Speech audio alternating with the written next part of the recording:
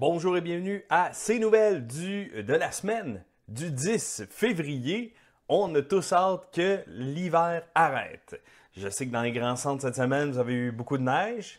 Ben, c'est ça l'hiver, puis on est tout écœurés. Fait que là, qu'est-ce qui se passe au niveau de l'intelligence artificielle cette semaine? En fait, il y avait un sommet mondial en France qui s'est tenu pendant 2 jours.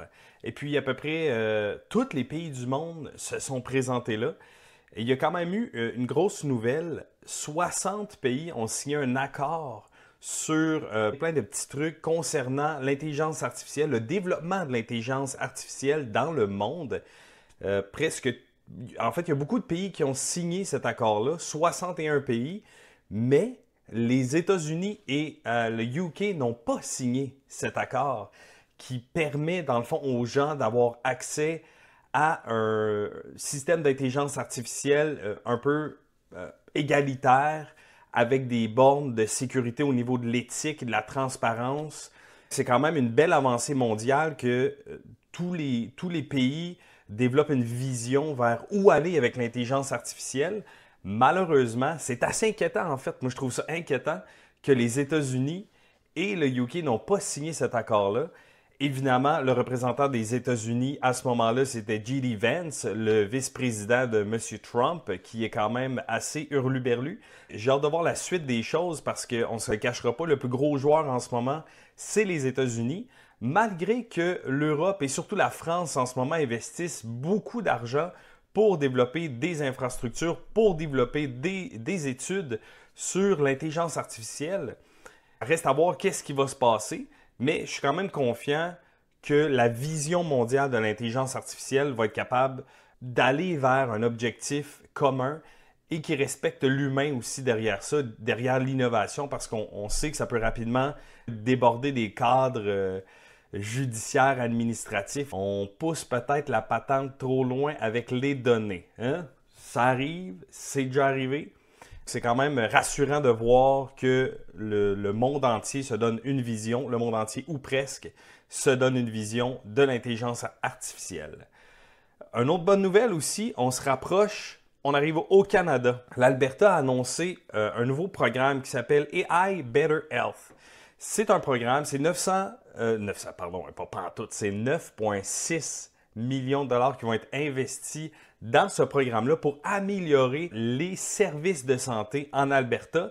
Et concrètement, ce que ça va faire, ça va améliorer les évaluations diagnostiques, accélérer les découvertes pharmaceutiques, enrichissement du système de soins, optimisation de l'efficience des procédures de soins, augmentation de la satisfaction des patients et des soignants.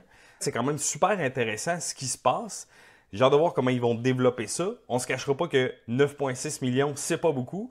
Au Québec, avec ça, on peut faire à peu près un coin de rue d'asphalte. Comment l'Alberta va se débrouiller avec ce montant-là? Est-ce que ça va porter fruit?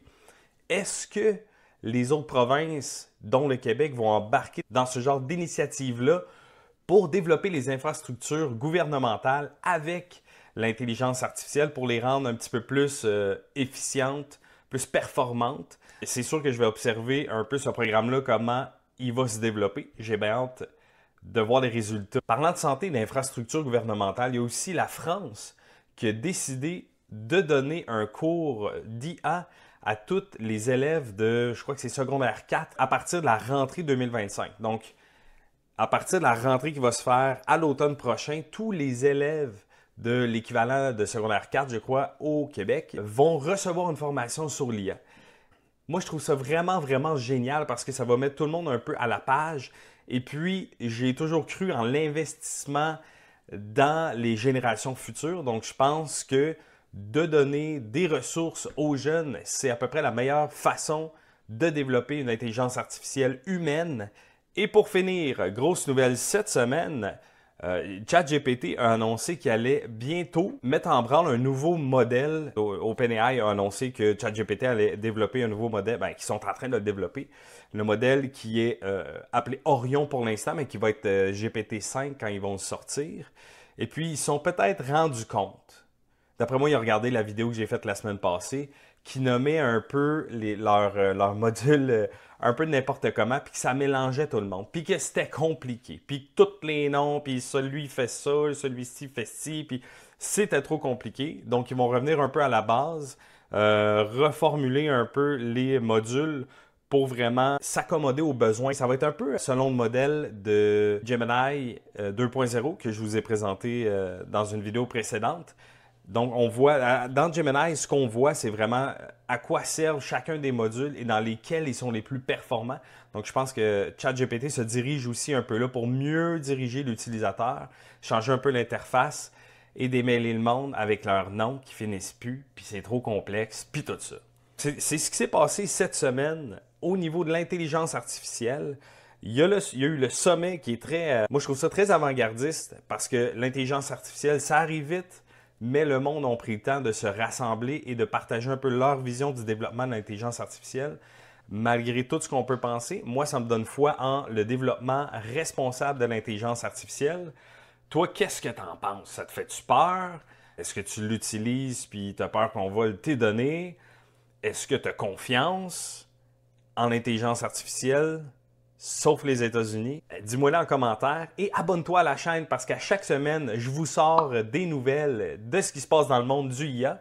Donc, si tu veux rien manquer, abonne-toi, commente, parle-en à tes chums durant ton break de lunch.